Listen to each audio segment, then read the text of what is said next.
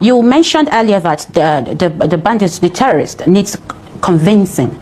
And we all know the havoc they've created, in the society in Nigeria. They've raped women, they've killed lives, they've destroyed properties. So do the government really need to convince these terrorists at this point? Because we've seen the cases of repentant Boko Haram, we've seen the cases of dialogue. So is convincing what is needed from between the government and the terrorists right now?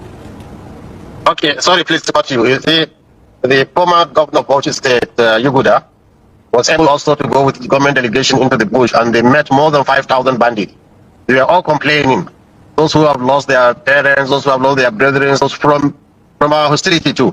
So when you say they have killed, yes, I know they have killed, and it's wrong to kill anybody innocent. This is absolutely an obnoxious thing to do. We don't support that. But you see, if you know their psychology, they are on a revenge mission.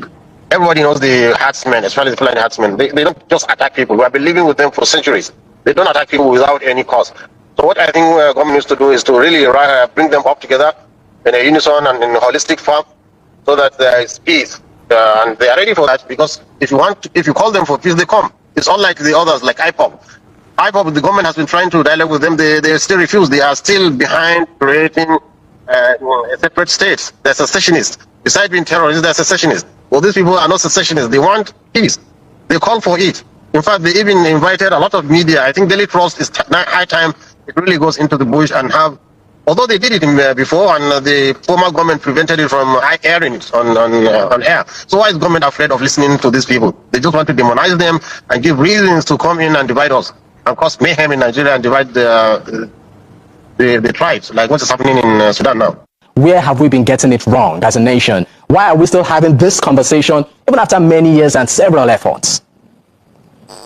One of the key reasons why we are getting it wrong is because of people like Sheikh Gumi.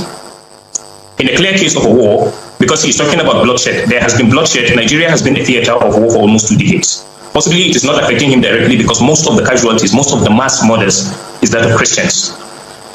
He appears to be a negotiator, but to be very honest with you, he has advocated more for appeasing the terrorists rather than advocating justice for the victims. And I think it's important to us because I believe he's an Islamic cleric. He understands the concept of justice. How do you deal with a scenario of people raping women, people killing soldiers, people decimating homes, people sacking communities, but then the strength of your advocacy is that the government should appease them?